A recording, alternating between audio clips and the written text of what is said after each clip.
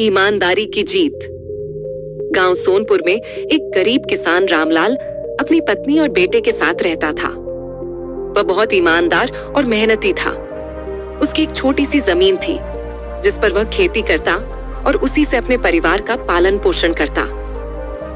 एक दिन रामलाल अपनी फसल को बेचने के लिए शहर की मंडी गया। रास्ते में उसे एक चमचमाता हुआ चमड़े का बैग पड़ा मिला। उसने उत्सुकतावश बैग खोला तो देखा कि उसमें हजारों रुपए और कुछ कागजात थे। यह देखकर वह चौंक गया। इतने पैसे से उसकी सारी परेशानियां दूर हो सकती थीं। लेकिन उसने सोचा, ये पैसे मेरे नहीं हैं, मुझे इन्हें इसके असली मालिक तक पहुंचाना चाहिए। रामलाल बैग लेकर गांव लौट आया और सरपंच जी को पूरा मामला बताया। सरपंच ने गांव के सभी लोगों को बुलाया और कहा, अगर किसी का बैग खोया है तो वह आगे आए।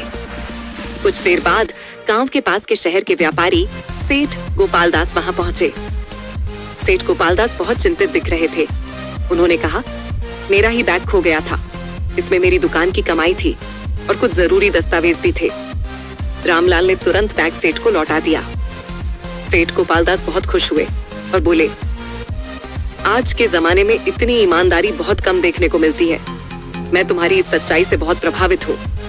उन्होंने खुशी खुशी रामलाल को इनाम के रूप में कुछ पैसे देना चाहा, लेकिन रामलाल ने नम्रता से मना कर दिया। यह बात राजा तक पहुंची।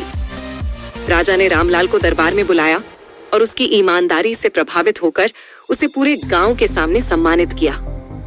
साथ ही उसे खेती के लिए अच्छी जमीन और कुछ धन भी दिया।